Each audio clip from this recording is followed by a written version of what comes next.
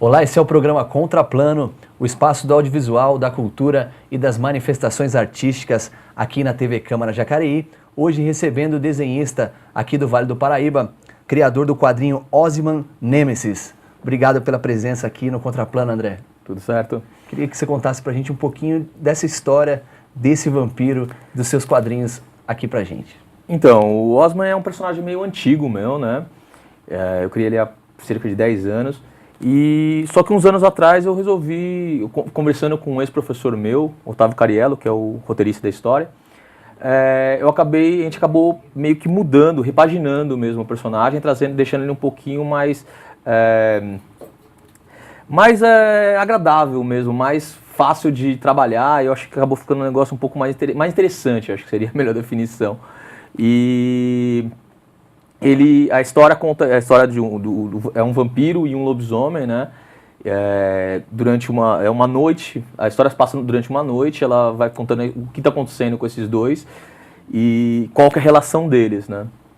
Hoje está meio na moda falar um pouco de vampiros, tá? Pelo que você está dizendo, então essa ideia surgiu bem antes de todo esse apelo da mídia hoje por essa questão do vampiro, do lobisomem. Conta pra gente um pouquinho. Eu sempre gostei, né, do tema. Eu li muito Anne Rice, li o Drácula do Bram Stoker também, quando era já bem atrás, há bastante tempo já. E eu sempre gostei do tema, né. Lobisomem também foi um negócio, na verdade foi um pouco descobrindo assim, a questão de ler essa questão de literatura mesmo antiga, né. E eu acabei pegando um pouquinho do gosto e quis dar uma misturada, porque eu acho que funciona bem, né? Isso daí foi antes, até hoje em dia eu jogo RPG, e na época eu não conhecia. Tanto que quando eu comecei a falar dos quadrinhos, dessa minha ideia para alguns amigos que jogavam RPG há um bom tempo, eles falavam assim, pô, mas isso é tão parecido com o Mundo das Trevas, né? Com o RPG da White Wolf. Eu falei assim, pô, mas não conheço, né? Mas, e assim, daí tinha algumas coisas que era até engraçado, porque o pessoal falava assim, pô, mas o vampiro não faria isso, um lobisomem não faria aquilo. Eu falei assim, não, mas é a minha história, quem tá contando sou eu não tô baseando nesse universo de RPG, né? Mas no final, hoje, tipo, teve muita gente do pessoal do RPG mesmo que comprou e gostou da história e achou bem legal mesmo, porque é um universo parecido mesmo, é muito próximo, né? E conta pra gente um pouco, descreve pra gente um pouco desse quadrinho, quem é o Ozyman, conta um pouco da história desse personagem. O Ozyman e o Tyrion, né, que é o lobisomem, eles são, vou acabar soltando algum spoiler aí da história, né? Mas eles são irmãos gêmeos e eles sofrem da maldição do lobo, né? Teoricamente, os dois seriam lobisomens. Mas como eles são gêmeos, nenhum dos dois ele se torna lobisomem total, né? Até que o Ozyman ele é transformado em vampiro e ele acaba sendo um vampiro mais forte justamente por ele ser meio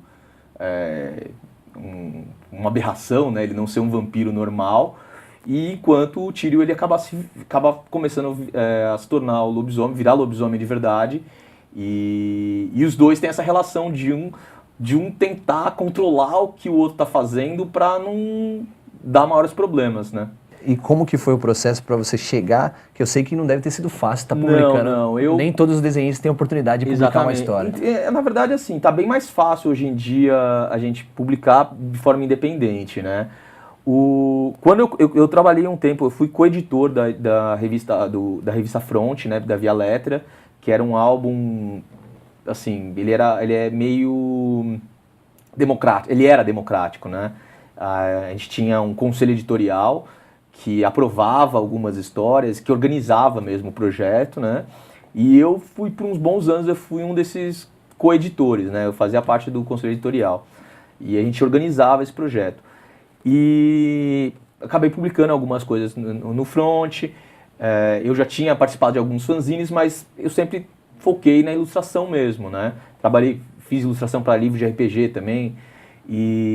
Só que no final, eu fiquei um bom tempo meio que afastado desse meio, eu acabei focando mais, voltei a trabalhar com design, e no final, só que dos últimos anos eu resolvi voltar para essa área da ilustração, do quadrinhos mesmo, E falei assim, não, e resolvi retomar esse projeto.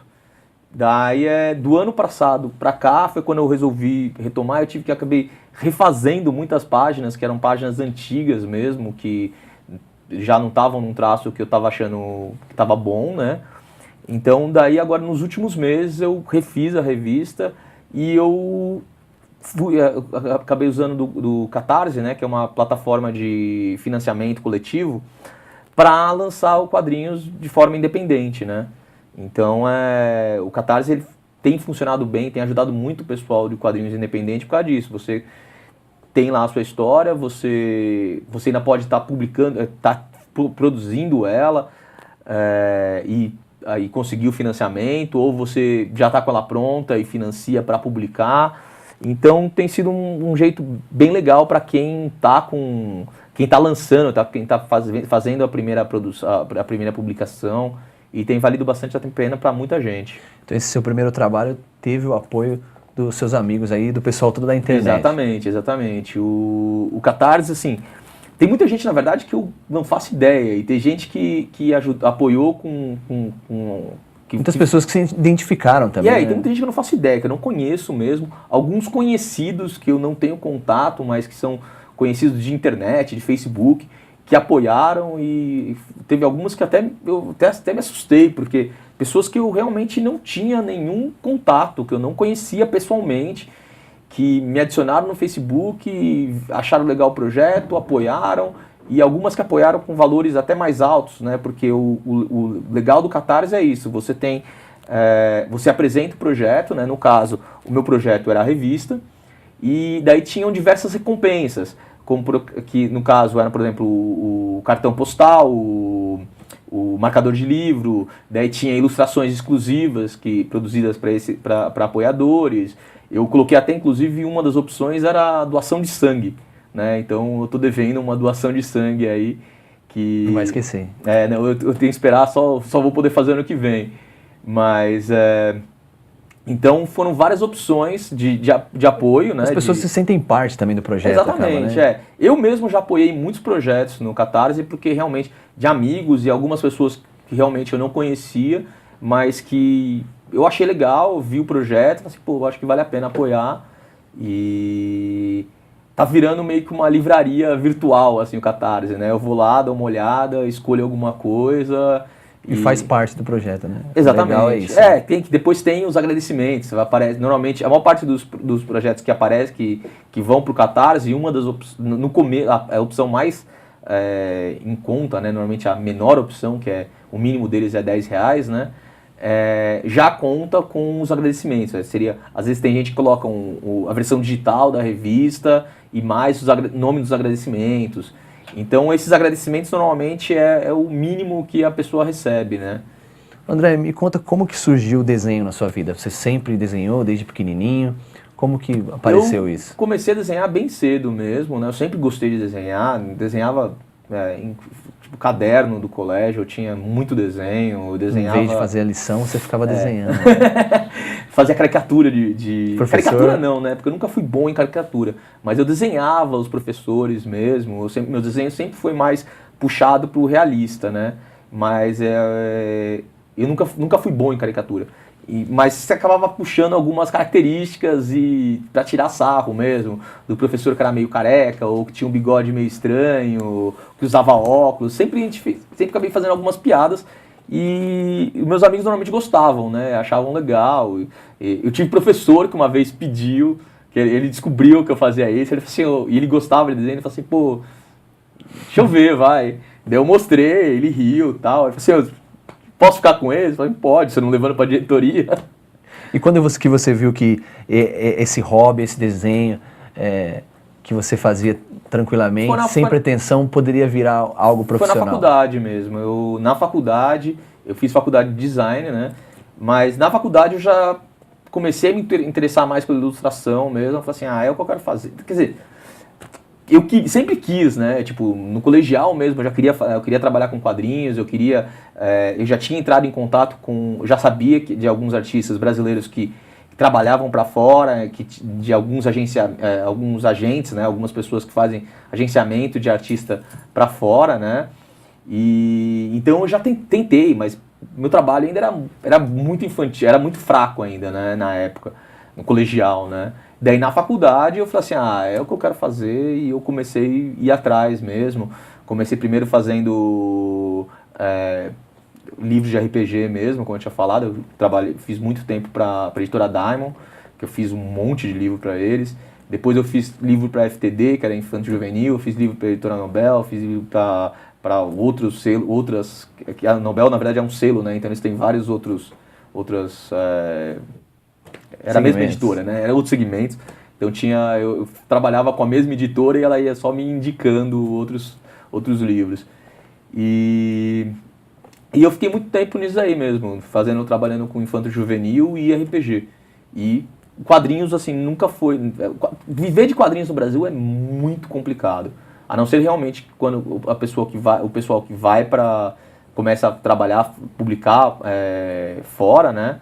Daí já é mais fácil, mas mesmo assim é complicado. E qual que é o tamanho da influência do RPG, por exemplo, no seu trabalho? Eu acho que deve ser grande essa influência. Então, o RPG, na verdade, ele veio depois dos quadrinhos, né? É um negócio que eu Para quem não sabe o que é RPG, o que seria o RPG? RPG é um jogo de interpretação, né? Onde você cria um personagem e você joga como...